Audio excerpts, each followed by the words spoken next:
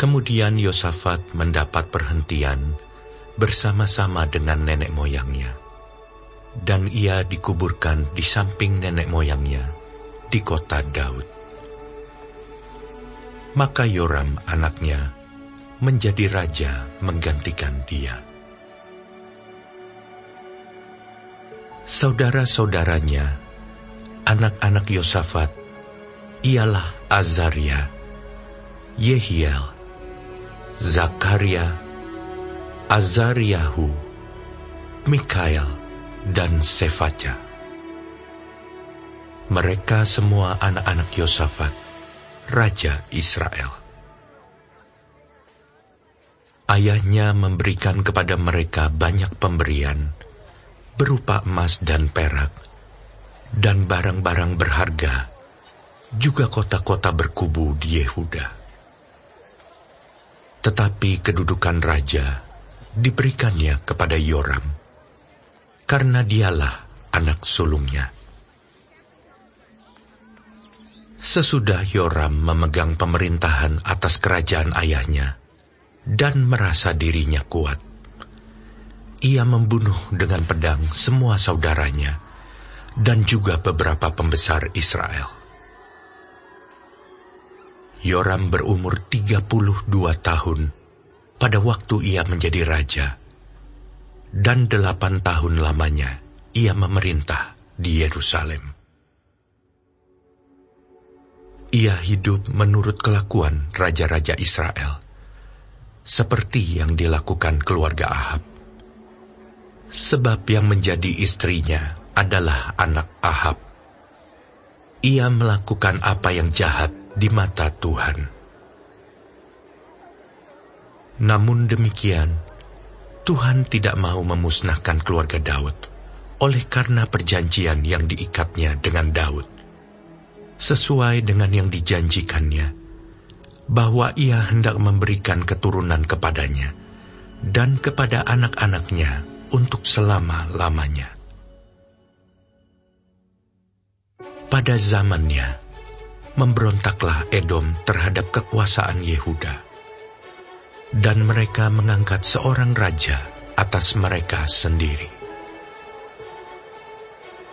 Maka majulah Yoram dengan panglima-panglimanya, serta seluruh keretanya. Pada waktu malam bangunlah ia, lalu bersama-sama dengan para panglima pasukan kereta, ia menerobos barisan orang Edom yang mengepung dia. Demikianlah Edom memberontak kekuasaan Yehuda, dan terlepas sampai sekarang ini.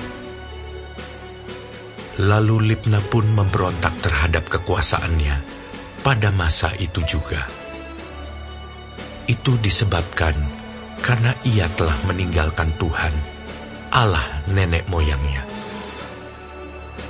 Lagi pula ia membuat bukit-bukit pengorbanan di gunung-gunung Yehuda. Ia membujuk penduduk Yerusalem untuk berzina, dan ia menyesatkan Yehuda. Lalu sampailah kepadanya sebuah surat dari Nabi Elia yang bunyinya, Beginilah firman Tuhan, Allah Daud, bapa leluhurmu. Karena engkau tidak hidup mengikuti jejak Yosafat ayahmu dan Asa raja Yehuda, melainkan hidup menurut kelakuan raja-raja Israel dan membujuk Yehuda dan penduduk-penduduk Yerusalem untuk berzina, sama seperti yang dilakukan keluarga Ahab. Dan juga karena engkau telah membunuh saudara-saudaramu, seluruh keluarga ayahmu yang lebih baik daripadamu. Maka Tuhan akan mendatangkan tulah besar atas rakyatmu, anak-anakmu, istri-istrimu, dan atas semua harta milikmu.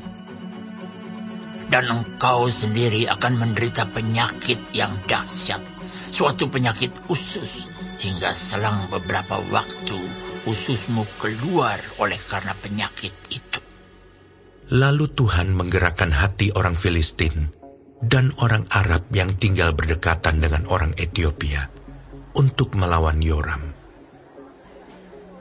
Maka mereka maju melawan Yehuda, memasukinya, dan mengangkut segala harta milik yang terdapat di dalam istana raja sebagai jarahan, juga anak-anak dan istri-istrinya, sehingga tidak ada seorang anak yang tinggal padanya, kecuali Yoahas, anaknya yang bungsu. Sesudah semuanya ini, Tuhan menulahinya dengan penyakit usus yang tidak dapat sembuh. Beberapa waktu berselang, kira-kira sesudah lewat 2 tahun, keluarlah ususnya karena penyakitnya itu. Lalu ia mati dengan penderitaan yang hebat. Rakyatnya tidak menyalakan api baginya, seperti yang diperbuat mereka bagi nenek moyangnya. Ia berumur 32 tahun pada waktu ia menjadi raja, dan 8 tahun lamanya ia memerintah di Yerusalem. Ia meninggal dengan tidak dicintai orang. Ia dikuburkan di kota Daud, tetapi tidak di dalam pekuburan raja-raja.